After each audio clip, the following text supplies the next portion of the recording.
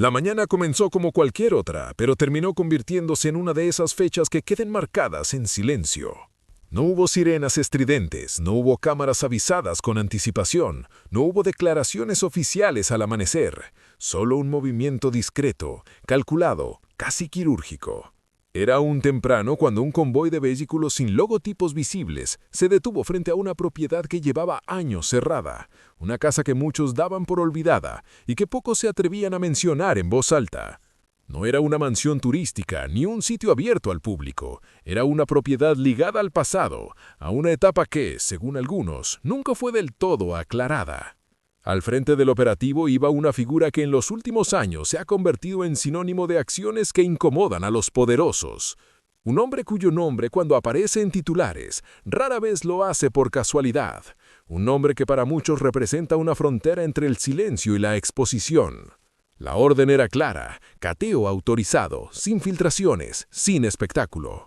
Quienes observaron desde lejos aseguran que el ambiente se sentía distinto. No era un operativo rutinario, había tensión, había prisa contenida y sobre todo había un cuidado extremo en cada movimiento, como si todos supieran que cualquier detalle mal manejado podía desatar algo mucho más grande. La propiedad había estado ligada durante décadas a una figura que forma parte del imaginario más profundo de México. Una mujer cuya voz marcó generaciones, un nombre que se pronuncia con respeto en mesas familiares y con nostalgia en la radio. Pero esa mañana, su recuerdo no estaba rodeado de aplausos ni homenajes, estaba rodeado de sellos, carpetas y miradas serias. Los agentes ingresaron sin levantar la voz, puertas abiertas con llave judicial, revistas habitaciones una por una, archivos que no habían sido tocados en años, cajones que conservaban el olor del tiempo detenido. Nada parecía fuera de lugar hasta que lo estuvo. En una de las habitaciones menos transitadas, lejos de la sala principal y del área que cualquiera revisaría primero, apareció algo que no figuraba en los inventarios conocidos. No era una joya, no era dinero, no era un objeto de valor comercial inmediato. Era un nombre escrito donde no debía estar, un apellido que no coincidía con el resto de los documentos, una referencia que hizo que el ambiente cambiara por completo. Porque ese nombre no pertenecía solo a una persona, pertenecía a una historia, a una dinastía, a un legado que durante décadas se construyó sobre certezas que nadie se atrevía a cuestionar. Al leerlo, uno de los presentes pidió confirmar 2 veces, otro guardó silencio, y alguien más hizo una llamada que no estaba en la agenda original del operativo. El cateo continuó, pero ya nada era igual. A partir de ese momento, cada documento fue revisado con más cuidado, cada fecha se volvió relevante, cada referencia, por mínima que fuera, adquirió un peso distinto. Porque cuando ciertos nombres aparecen fuera de contexto, no lo hacen por error, y cuando surgen en lugares donde nadie los esperaba, el pasado deja de ser pasado. Ese día, sin cámaras y sin discursos, algo se movió, no en los medios, no a las redes, sino en el fondo de una historia que muchos creían cerrada. Y lo que comenzó como un cateo discreto, estaba a punto de convertirse en una pregunta que nadie quería responder. ¿Por qué ese nombre estaba ahí y por qué había permanecido oculto durante tanto tiempo? Para entender por qué ese nombre provocó una reacción inmediata, hay que retroceder muchos años, no a una fecha exacta, sino a una época donde ciertas cosas no se preguntaban y otras simplemente se ocultaban. Un tiempo en el que el prestigio era tan frágil como poderoso y donde una palabra fuera de lugar podía derrumbar carreras completas. La propiedad no siempre estuvo abandonada. Durante décadas fue un punto de paso, un refugio discreto, un sitio donde el ruido del mundo exterior no tenía permiso de entrar. No aparecía en agendas públicas ni en entrevistas oficiales, no se mencionaba en corrillos oficiales, pero era conocida por quienes sabían leer entre líneas.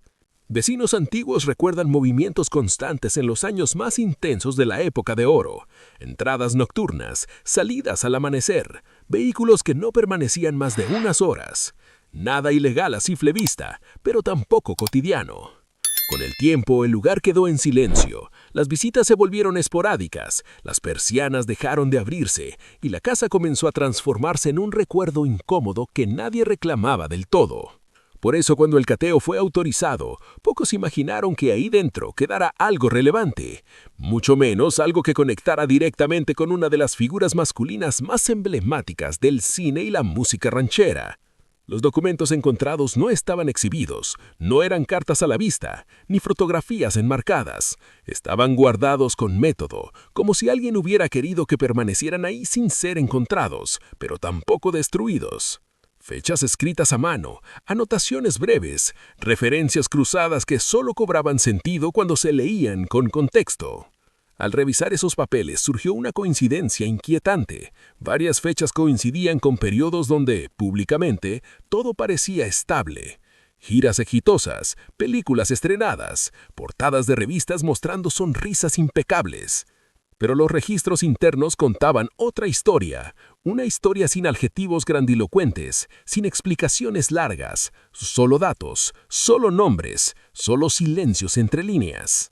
Uno de los agentes, acostumbrado a leer expedientes complejos, fue el primero en notarlo. No levantó la voz, no hizo comentarios innecesarios, simplemente señaló una coincidencia que, de confirmarse, obligaría a replantear más de una narrativa conocida. Ahí fue cuando surgió la pregunta inevitable: ¿por qué ese nombre aparecía ligado a un sitio que oficialmente no tenía relación directa con él? No era un error ortográfico, no era una confusión de apellidos comunes, era un nombre completo, escrito con precisión, acompañado de referencias temporales demasiado exactas para ser casuales. El ambiente dentro de la propiedad se volvió más denso. Las conversaciones se redujeron a lo indispensable, las llamadas se hicieron más breves, y el tiempo comenzó a sentirse distinto, como si cada minuto tuviera más peso que el anterior.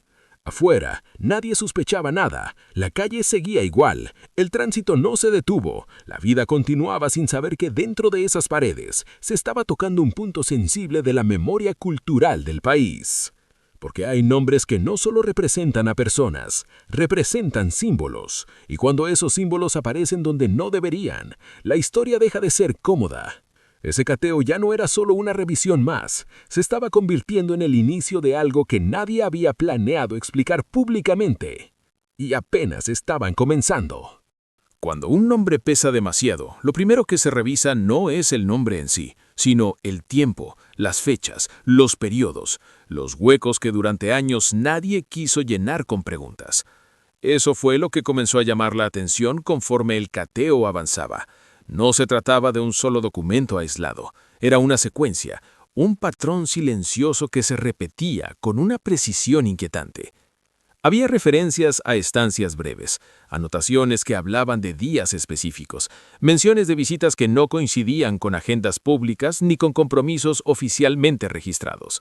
En apariencia, nada era concluyente, pero cuando los datos se colocaban uno al lado del otro, comenzaban a contar una historia distinta. Una que no necesitaba adjetivos para incomodar. Algunos periodos coincidían con supuestos descansos, otros con pausas inexplicables entre proyectos, y otros más con momentos donde públicamente se afirmaba que no había movimiento alguno. Uno de los documentos, particularmente antiguo, llamó la atención por su estado. El papel amarillento, la tinta casi desvanecida y una caligrafía firme, sin titubeos. Allí aparecía de nuevo el mismo nombre, no como protagonista, sino como referencia secundaria, como alguien que oficialmente no debía estar involucrado, pero que aparecía una y otra vez en los márgenes de la información. No había explicaciones, no había justificaciones, solo constancias de presencia. Los agentes intercambiaron miradas breves. Nadie dijo nada, pero todos entendieron lo mismo. Esto no era algo improvisado. Esto llevaba años ahí. Las fechas más delicadas correspondían a momentos que, en la memoria colectiva, se recuerdan como estables, incluso ejemplares, momentos donde la imagen pública era impecable, donde no había espacio para rumores ni grietas visibles. Sin embargo, los registros privados contaban otra cosa. No acusaban, no señalaban culpables, simplemente mostraban que hubo movimientos donde oficialmente no debía haberlos. En una libreta pequeña, encontrada en un cajón inferior, había anotaciones casi invisibles, números, iniciales y abreviaturas que solo alguien muy cercano podría entender. Al cruzarlas con otros documentos, se reveló una coincidencia que nadie esperaba encontrar tan rápido. Una fecha clave aparecía repetida, siempre vinculada al mismo lugar y al mismo nombre. No era prueba de nada por sí sola, pero tampoco era un simple error. Fue en ese punto cuando se tomó la decisión de ampliar la revisión, no solo del inmueble, sino del contexto, del pasado, de las versiones que durante décadas se dieron por definitivas. Porque cuando el tiempo empieza a contradecir la historia oficial, algo se mueve bajo la superficie. Uno de los presentes resumió la situación con una frase breve, casi en susurro. No estamos buscando culpables, estamos encontrando silencios. Y esos silencios acumulados durante años suelen pesar más que cualquier declaración pública. El cateo seguía, los documentos se apilaban, las preguntas aumentaban. Y sin que nadie lo dijera en voz alta, comenzaba a quedar claro que lo que se estaba revisando ya no era solo una propiedad ligada al pasado. Era una capa entera que había sido cuidadosamente guardada lejos de la mirada pública. El momento exacto en el que ese apellido volvió a surgir no fue dramático. No hubo exclamaciones ni gestos exagerados. Fue más bien una pausa. Una de esas pausas que se sienten más largas de lo que realmente son. El documento estaba doblado con cuidado, colocado dentro de una carpeta sin rotular. No llevaba sellos oficiales ni encabezados llamativos. Parecía a simple vista un papel más entre muchos, pero bastó una lectura rápida para que el ambiente cambiara. El nombre estaba escrito completo, sin abreviaturas, sin errores, sin tachaduras. No aparecía como dueño, no figuraba como firmante principal, pero estaba ahí, ligado a una anotación que no coincidía con ningún registro conocido hasta ese momento. Uno de los agentes preguntó si existía algún antecedente similar en otros inmuebles relacionados. La respuesta fue negativa. Aquello no encajaba con los patrones habituales. La revisión se detuvo unos minutos, no por indecisión, sino por cuidado. Cuando ciertos nombres entran en escena, cualquier paso en falso puede generar consecuencias que van más allá del operativo. Se tomaron fotografías, se hizo una copia certificada y el documento fue colocado en una bolsa aparte, lejos del resto. A partir de ahí, la atención se centró en encontrar contexto. ¿Qué hacía ese nombre ahí? ¿Por qué estaba vinculado a una propiedad que oficialmente no tenía relación directa con él? ¿Y por qué nadie había hablado de ello antes? Al revisar el resto del material, surgieron referencias indirectas, no menciones explícitas, no notas claras, sino frases incompletas, notas al margen, comentarios que parecían escritos para ser entendidos solo por quien ya conocía la historia. Había una constante que se repetía: discreción. Nada estaba diseñado para ser exhibido, todo parecía pensado para permanecer guardado, quizá esperando el momento adecuado o quizá esperando que nunca fuera encontrado. Uno de los documentos mencionaba una reunión privada, no detallaba asistentes, solo indicaba lugar y fecha. Y esa fecha coincidía con un periodo en el que públicamente se afirmaba que no había contacto alguno entre ciertas personas. No era una contradicción directa, era algo más sutil, una grieta pequeña, pero suficiente para generar dudas. La propiedad, hasta entonces vista como un simple vestigio del pasado, comenzaba a adquirir un nuevo significado. Ya no era solo un espacio físico, era un punto de conexión. Cada habitación revisada parecía reforzar la misma sensación.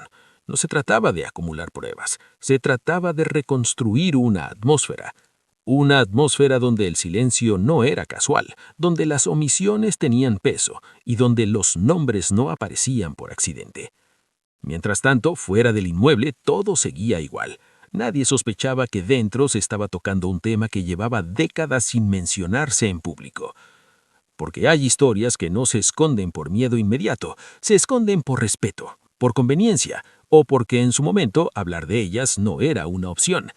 Ese documento, guardado durante años, no explicaba nada por sí solo, pero confirmaba algo esencial: el pasado no siempre está tan cerrado como parece. Y cuando ciertos nombres reaparecen, aún de forma indirecta, es porque nunca se fueron del todo. A medida que el cateo avanzaba, comenzó a surgir algo que no estaba escrito en ningún documento, no figuraba en carpetas, no aparecía en hojas sueltas ni en libretas antiguas. Era el recuerdo. Algunos de los agentes más veteranos reconocieron el lugar, no porque hubieran estado ahí antes, sino porque habían escuchado referencias indirectas a lo largo de los años, comentarios sueltos en pasillos, frases incompletas durante otras investigaciones, menciones vagas que nunca llegaron a convertirse en declaraciones formales. «Ese sitio siempre fue delicado», murmuró uno de ellos casi sin darse cuenta de que lo había dicho en voz alta. No era una afirmación, era una percepción compartida. Durante décadas, ciertos nombres habían estado rodeados de un respeto casi automático. No se cuestionaban, no se vinculaban a controversias, formaban parte de una narrativa nacional cuidadosamente construida. Pero en los márgenes de esa narrativa existían otras versiones, nunca oficiales, nunca documentadas, transmitidas de boca en boca, siempre con cautela. Al revisar la propiedad, esos murmullos comenzaban a cobrar una forma tenue, no como pruebas, no como certezas, sino como indicios de que hubo cosas que simplemente no se contaron. Uno de los documentos más reveladores no hablaba directamente de personas, hablaba de decisiones, de cambios de planes de último momento, de viajes cancelados sin explicación pública. Eran detalles pequeños, pero cuando se observaban en conjunto dibujaban un patrón de discreción extrema. En una carpeta secundaria se encontró una lista de contactos antiguos, nombres sin apellidos, números incompletos, anotaciones como no llamar o confirmar solo por terceros. Ese tipo de precauciones no se toman al azar. La sensación general era clara. Alguien quería mantener distancia, no romper vínculos pero tampoco exhibirlos, no negar nada pero tampoco confirmarlo. Ese equilibrio frágil solo se sostiene cuando hay algo que proteger. Mientras tanto, la figura del operativo seguía atenta, no intervenía, observaba, tomaba nota mental de cada detalle que parecía menor, pero que en conjunto comenzaba a pesar. Porque en este tipo de revisiones lo más importante no siempre es lo que se encuentra, sino lo que nunca estuvo destinado a ser encontrado. El silencio también deja huellas. En un rincón del inmueble, casi olvidado, había una caja de madera. No estaba con llave cerrada, no parecía importante, pero su contenido revelaba algo distinto. Recortes de periódicos antiguos, fotografías sin fecha y una imagen en particular que no coincidía con la versión pública de ciertos periodos. No mostraba nada comprometedor, no exhibía escenas indebidas, pero sí mostraba proximidad, una cercanía que oficialmente no había sido reconocida. Al verla, nadie dijo nada, no hacía falta. Ese tipo de hallazgos no generan conclusiones inmediatas, generan preguntas, y las preguntas, cuando se acumulan, terminan rompiendo silencios muy antiguos. Ese día, dentro de esa propiedad no se resolvió ningún misterio, pero quedó claro algo fundamental. Hubo historias que se eligió no contar, y ahora, aunque nadie lo estuviera diciendo en voz alta, esas historias comenzaban a pedir atención. Mientras los documentos seguían siendo revisados uno a uno, había algo que se mantenía constante: la cautela. No la prisa de cerrar un informe, no la urgencia de obtener titulares, sino una atención casi quirúrgica a cada detalle. La figura que encabezaba el operativo no hacía preguntas innecesarias, no mostraba sorpresa, escuchaba.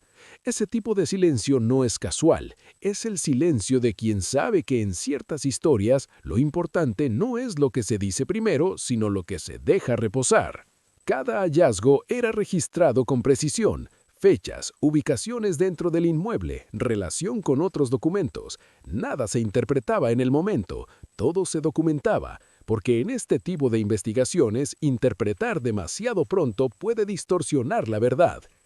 Uno de los agentes comentó casi como una observación técnica que la propiedad parecía haber sido utilizada como un punto neutral, no un hogar permanente, no un sitio de convivencia cotidiana, sino un espacio de paso. Esa característica explicaba muchas cosas: la ausencia de objetos personales evidentes, la falta de fotografías familiares exhibidas, la sensación de que el lugar nunca terminó de pertenecerle a nadie del todo. Era un sitio funcional, discreto, diseñado para no llamar la atención. En ese contexto, la aparición de ciertos nombres cobraba otro sentido. no como protagonistas visibles, sino como presencias intermitentes, como sombras que entran y salen sin dejar demasiadas marcas. Uno de los documentos hacía referencia a una recomendación específica: evitar registros oficiales. La frase era breve, sin explicación adicional, pero suficiente para entender que en algún momento alguien consideró necesario mantenerse fuera de cualquier archivo público. No se especificaba quién, no se explicaba por qué, solo se dejaba constancia de la instrucción. Ese tipo de anotaciones suelen pasar desapercibidas, pero cuando se analizan junto a otros elementos revelan una intención clara: no dejar rastro.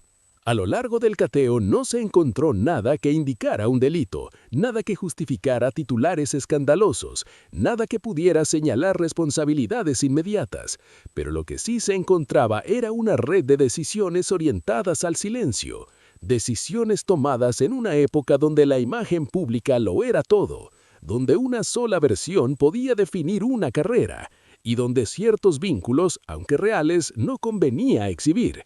La figura al frente del operativo hizo una anotación final en su libreta. No fue extensa, no fue detallada, solo una frase breve que resumía lo que se había percibido durante horas. Hay más contexto que certezas. Esa frase no cerraba nada, pero abría una puerta, porque el contexto, cuando se ignora durante demasiado tiempo, termina volviéndose incómodo. El cateo estaba por concluir, los sellos serían colocados, los documentos resguardados y la propiedad volvería a quedar en silencio, pero ese silencio ya no sería el mismo. Ahora estaba cargado de preguntas, de fechas que no cuadraban del todo, de nombres que aparecieron donde no se esperaban y sobre todo de una certeza implícita. El pasado, cuando se revisa con atención, rara vez es tan simple como se contó. El cateo concluyó sin anuncios, no hubo conferencias de prensa, no se filtraron imágenes oficiales y al menos en apariencia todo volvió a la normalidad. Pero las historias importantes no siempre comienzan con ruido, a veces empiezan con un murmullo. Horas después del operativo, algunas llamadas comenzaron a circular entre personas que no figuraban en ningún informe. No eran llamadas de alerta, eran llamadas de confirmación, como si alguien necesitara saber si lo que había temido durante años finalmente había ocurrido. La propiedad quedó sellada, pero la información no, porque cuando un sitio ha guardado silencio demasiado tiempo, basta un pequeño movimiento para que ese silencio se fracture. En ciertos círculos, el nombre que apareció durante la revisión no pasó desapercibido, no porque implicara algo inmediato, sino porque evocaba una historia que muchos creían intocable. Una historia que durante décadas fue presentada como sólida, sin fisuras visibles. El peso de ese apellido no radicaba solo en la fama, radicaba en lo que representaba: estabilidad, tradición, una narrativa familiar que se convirtió en símbolo nacional. Por eso, cualquier referencia fuera de lugar resultaba incómoda. Algunos comenzaron a recordar episodios que nunca se documentaron, viajes que no coincidían del todo con las versiones oficiales, ausencias breves explicadas en su momento como simples descansos, decisiones profesionales que, vistas en retrospectiva, parecían tener otro trasfondo. Nada de eso constituía una verdad, pero tampoco podía ignorarse tan fácilmente. La memoria colectiva funciona así, no acusa, sugiere. Y cuando algo sugiere demasiado, el pasado empieza a respirar. Uno de los aspectos que más llamó la atención de quienes supieron del cateo fue la forma en que se manejó la información. No hubo negaciones apresuradas, no hubo aclaraciones inmediatas, solo silencio. Ese tipo de silencio no siempre es estrategia, a veces es prudencia, a veces es espera, porque reaccionar demasiado pronto puede ser tan revelador como no reaccionar en absoluto. Mientras tanto, el nombre encontrado seguía sin explicación pública. No se emitieron comunicados, no se deslindaron responsabilidades, no se ofrecieron contextos. La historia quedó suspendida en un punto incómodo. Algunos intentaron minimizar el hecho calificándolo como una coincidencia sin importancia. Otros, en cambio, consideraron que el simple hallazgo ya era suficiente para replantear ciertas certezas. No se trataba de escándalo, se trataba de memoria. En una época donde casi todo queda registrado, descubrir algo que permaneció oculto durante tanto tiempo genera inquietud, no porque revele algo concreto, sino porque demuestra que hubo voluntad de ocultar. La voluntad de ocultar siempre tiene un origen. Conforme pasaban los días, el cateo comenzó a ser mencionado de forma indirecta, no en titulares, no en notas oficiales, sino en conversaciones privadas, en comentarios a media voz, en preguntas sin destinatario claro. La propiedad volvió a cerrarse, pero lo que se había movido dentro ya no podía volver a su lugar original, porque hay historias que una vez tocadas no aceptan volver al silencio absoluto. Y ese nombre aparecido donde nadie lo esperaba comenzaba a reclamar contexto. Durante años la historia oficial fue clara, ordenada y aceptada. Una narrativa que se repitió en entrevistas, homenajes y documentales. Una versión que no dejaba espacio para dudas ni contradicciones. Pero toda historia oficial tiene bordes y en esos bordes a veces habitan las versiones que nunca encontraron lugar. El hallazgo en la propiedad no desmentía nada de forma directa, no corregía fechas en libros, no alteraba biografías publicadas. Sin embargo, introducía algo más difícil de manejar, una posibilidad. La posibilidad de que no todo había sido contado. En la época de oro, el silencio no siempre era una imposición externa, muchas veces era una decisión interna, una forma de proteger trayectorias, familias y legados que se estaban construyendo en tiempo real. Hablar de más podía costar contratos, cuestionar versiones podía cerrar puertas y revelar vínculos incómodos podía modificar la percepción pública de figuras que ya eran símbolos. Por eso ciertas historias no se escribieron, no porque no existieran, sino porque no convenía dejarlas por escrito. El cateo, sin proponérselo, había tocado uno de esos bordes, no el centro del relato, sino el margen, ese espacio donde se guardan los tal vez y los nunca se dijo. Al revisar los documentos resguardados se notaba una intención clara, de orden. Nada estaba al azar, nada parecía improvisado. Era un archivo personal construido con paciencia. Quien lo armó sabía exactamente qué conservar y qué no, qué podía quedar registrado y qué debía permanecer en la penumbra. Ese tipo de selección no responde al miedo inmediato, responde a la conciencia del tiempo. Porque quien guarda documentos así no piensa solo en el presente, piensa en el futuro, en cómo será leído el pasado cuando ya no esté para explicarlo. Uno de los agentes comentó que ese tipo de archivos suelen aparecer solo cuando algo se interrumpe, un fallecimiento, un abandono o un cambio definitivo. Mientras la vida sigue su curso, esos papeles permanecen donde están. Solo salen a la luz cuando el silencio se rompe por circunstancias ajenas a quien los guardó. La propiedad había sido eso durante años, un contenedor de tiempo. No un museo, no un santuario, un espacio donde ciertas versiones podían coexistir sin enfrentarse a la mirada pública. Por eso, el nombre encontrado ahí no resultaba explosivo por sí mismo, resultaba incómodo, porque obligaba a aceptar que hubo una capa más en la historia, una capa que no fue negada pero tampoco reconocida. Algunos dirán que el pasado debe quedarse donde está, otros sostendrán que toda historia merece ser revisada. El cateo no resolvió esa discusión, pero la reactivó. Y cuando se reactivan preguntas antiguas, el silencio deja de ser una decisión pasiva. Se convierte en una decisión. Cuando una historia involucra a figuras públicas, el impacto rara vez se queda en el pasado. Las consecuencias se extienden hacia adelante, alcanzando a quienes heredaron no solo un nombre, sino una narrativa completa. El apellido que apareció durante el cateo no era solo un registro histórico, era una herencia, una carga simbólica construida durante décadas de admiración pública. Por eso, el hallazgo no se analizaba únicamente desde una perspectiva documental.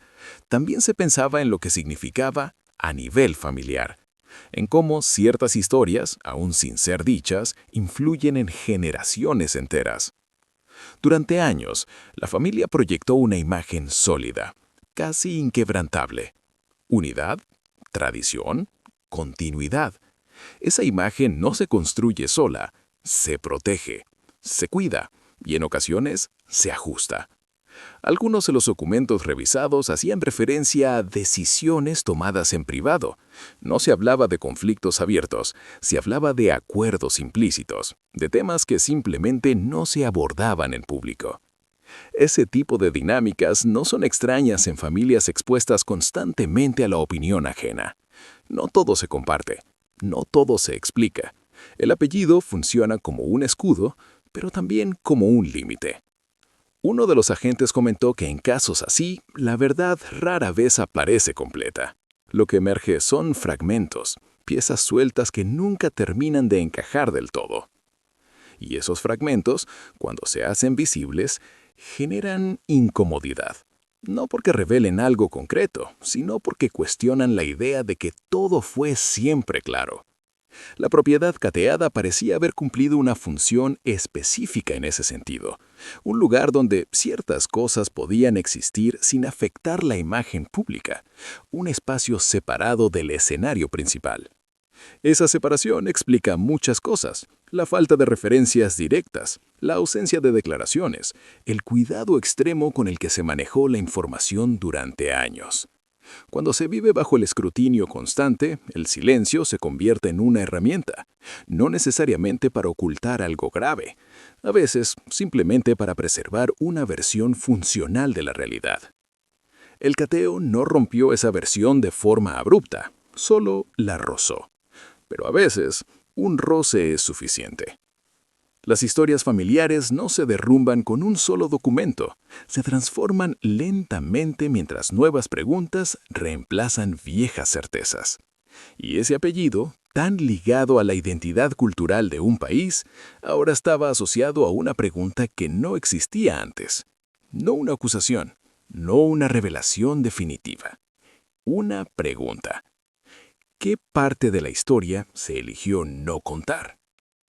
Esa pregunta no necesita respuesta inmediata para generar impacto, solo necesita existir.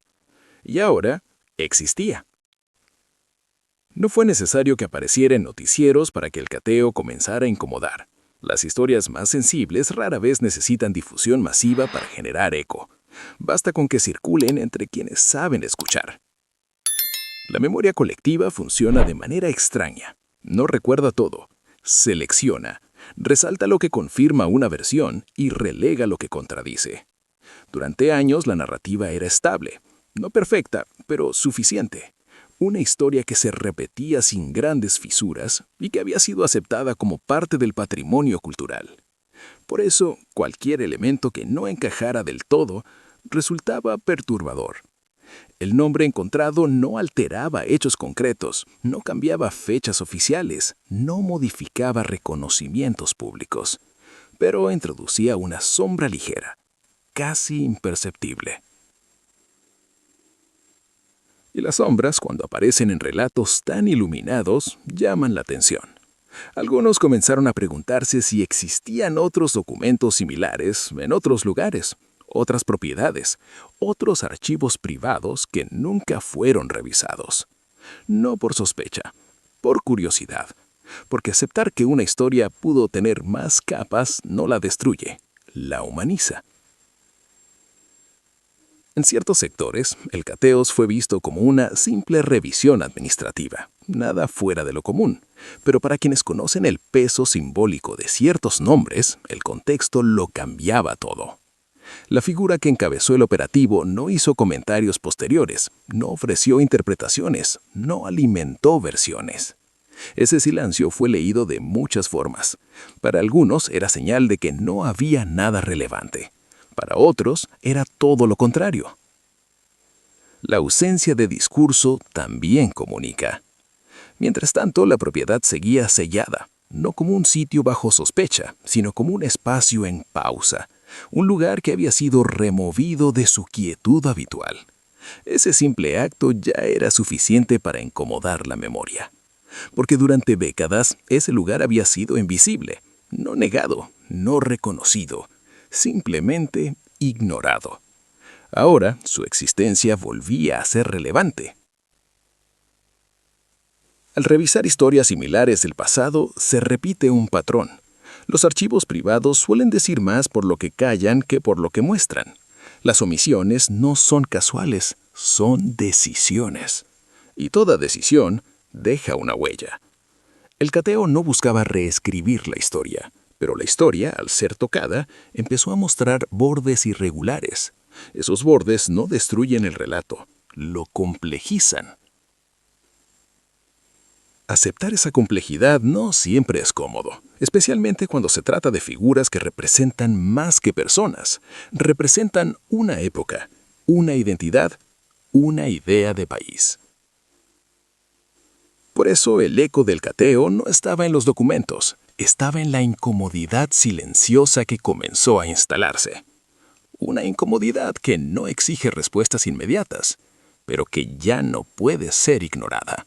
Después del cateo, no ocurrió nada visible, y precisamente eso fue lo que más llamó la atención. No hubo comunicados aclaratorios, no hubo versiones oficiales intentando cerrar el tema. No se emitieron desmentidos ni explicaciones preventivas, solo silencio. Ese tipo de silencio no es vacío, es un espacio lleno de decisiones. En investigaciones sensibles, el momento posterior a una acción suele ser tan revelador como la acción misma. Es ahí donde se observa quién habla, quién calla y quién prefiere esperar. En este caso, la espera fue general. Las personas que podían tener algo que decir eligieron no hacerlo, y quienes no tenían relación directa comenzaron a observar con mayor atención. La historia quedó suspendida en un punto incómodo. No avanzó, no retrocedió, se mantuvo ahí, flotando entre lo que se encontró y lo que no se explicó. Algunos interpretaron ese silencio como señal de que no había nada más, otros como una pausa necesaria para evitar conclusiones precipitadas. Ambas lecturas coexistían sin contradecirse del todo, porque cuando una historia no se aclara de inmediato, se abre un espacio para la interpretación, y la interpretación, a diferencia del dato, no tiene límites claros. Durante esos días posteriores, surgieron preguntas que nunca llegaron a formularse en público, preguntas que se quedaron en conversaciones privadas, en llamadas discretas, en reflexiones personales. No eran preguntas acusatorias, eran preguntas humanas. ¿Por qué ese lugar? ¿Por qué esos documentos? ¿Por qué ahora? El tiempo juega un papel curioso en estos casos. A veces revela, a veces protege. En este caso, parecía hacer ambas cosas al mismo tiempo. La propiedad permanecía sellada, pero no olvidada. Cada día que pasaba sin explicación oficial aumentaba la sensación de que algo había sido tocado, aunque no se supiera exactamente qué. Ese efecto no se produce con cualquier historia, solo con aquellas que están profundamente arraigadas en la identidad colectiva. La ausencia de respuestas no destruyó la narrativa conocida, pero la dejó incompleta. Y una narrativa incompleta siempre genera inquietud, no porque sea falsa, sino porque ahora ya no es suficiente. Algunos comenzaron a recordar frases antiguas, dichas en entrevistas pasadas, que ahora parecían tener otro matiz. Comentarios que en su momento pasaron desapercibidos. Silencios que antes se asumieron como modestia o discreción. La memoria reordena el pasado cuando el presente la sacude. Eso fue lo que ocurrió después del cateo. No hubo revelación, hubo relectura. Y esa relectura no necesitó pruebas nuevas, solo necesitó contexto. Porque a veces lo más inquietante no es descubrir algo desconocido, es mirar lo conocido desde otro ángulo. El silencio posterior al movimiento no cerró la historia, la dejó abierta. Y en esa apertura comenzaron a surgir preguntas que no dependen de documentos ni de sellos oficiales, preguntas que viven en la memoria. Con el paso de los días, algo comenzó a cambiar. No afuera, sino adentro. La conversación dejó de girar en torno al cateo y empezó a desplazarse hacia la historia misma, hacia aquello que durante décadas se dio por entendido sin necesidad de ser explicado. Porque hay relatos que no se cuestionan, simplemente se aceptan. Durante años la narrativa era clara, sólida, casi inamovible. Una historia de trabajo, disciplina, familia, sacrificio y escenarios llenos. Una historia que se repitió tantas veces que terminó por convertirse en verdad emocional. Pero cuando un hecho inesperado irrumpe, no destruye esa verdad, la pone en pausa. Y en esa pausa, el pasado comienza a respirar de otra forma. No se trata de inventar nuevas versiones, se trata de observar los huecos. Huecos que antes no molestaban. Huecos que parecían normales en cualquier biografía extensa. Ausencias prolongadas, lugares mencionados sin explicación, etapas que se resumían en una sola frase. Durante años, esos espacios se interpretaron como discreción, como elegancia, como una forma de proteger lo íntimo. Ahora simplemente se miraban distinto, no con sospecha, con curiosidad contenida. Porque cuando una figura pública atraviesa generaciones, deja de pertenecer solo a su historia personal, se convierte en parte del relato colectivo. Y el relato colectivo, tarde o temprano, quiere entenderse a sí mismo. No hubo acusaciones, no hubo señalamientos, solo una sensación incómoda, la certeza de que no todo lo vivido fue contado. Y eso no es un delito, es una condición humana. El tiempo no solo borra, también selecciona. Guarda lo que puede ser mostrado y oculta lo que dolió demasiado. Muchas familias funcionan así. Muchas trayectorias se construyen así. Lo excepcional aquí no era el mecanismo, era la magnitud del símbolo. Cuando una historia se vuelve emblema, cualquier silencio pesa más. Y lo que comenzó como un procedimiento técnico terminó funcionando como un espejo. No reflejaba culpabilidad, reflejaba complejidad. Las preguntas ya no eran jurídicas, eran emocionales. ¿Qué se protege cuando se guarda algo durante tantos años? ¿A quién se cuida realmente? ¿Al legado, a los vivos o a la memoria de los ausentes? El pasado no habló, pero tampoco se escondió. Simplemente quedó ahí, esperando ser interpretado sin prisa. Porque hay verdades que no necesitan ser confirmadas ni negadas, solo necesitan ser entendidas como parte de una historia incompleta. Y tal vez, solo tal vez, eso era lo que este momento estaba señalando. No un escándalo, sino una grieta silenciosa en un relato demasiado perfecto. En las familias grandes, especialmente en aquellas marcadas por la exposición pública, hay cosas que no se transmiten con palabras, se transmiten con gestos, con silencios aprendidos, con temas que nadie toca pero todos reconocen. No es una conspiración, es una forma de supervivencia emocional. Hay recuerdos que no se heredan como anécdotas, sino como advertencias invisibles. No preguntes aquí, no insistas allá, no abras esa puerta. Y quienes crecen dentro de ese entorno aprenden rápido. Aprenden qué historias se cuentan en la mesa y cuáles se guardan para cuando nadie esté escuchando. Ese tipo de herencia no deja documentos, no aparece en fotografías, pero pesa. Cuando una trayectoria se construye bajo una figura tan dominante, tan simbólica, lo que no se dice adquiere tanta fuerza como lo que se proclama. Porque no todo silencio es ignorancia, a veces es conocimiento dosificado.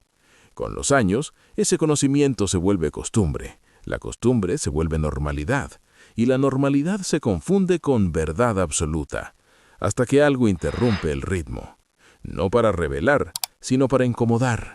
El cateo no trajo confesiones, pero obligó a recordar, y recordar no siempre es agradable. Hay decisiones que solo pueden entenderse desde el contexto de su tiempo, desde un México distinto, desde reglas sociales más rígidas, desde expectativas que no dejaban margen al error. En ese entorno, callar no significaba cobardía, era estrategia. Proteger no siempre significaba ocultar por ambición, a veces era evitar un daño mayor. Pero el paso del tiempo cambia la lectura de esas decisiones. Lo que antes fue prudencia, hoy puede parecer evasión. Lo que antes era silencio necesario, hoy se siente como vacío. No porque esté mal, sino porque el contexto ya no es el mismo. Las nuevas generaciones miran distinto, no juzgan con la misma vara, pero tampoco aceptan sin preguntas. Y ahí es donde el pasado se vuelve incómodo, no por lo que hizo, sino por lo que dejó sin explicar. Las historias familiares no siempre se quiebran por grandes traiciones, a veces se tensan por detalles nunca aclarados, pequeñas omisiones que con los años se vuelven montañas. En este caso nadie acusó, nadie señaló directamente, pero muchos comenzaron a preguntarse si lo que conocían era la historia completa o solo la versión que podía mostrarse.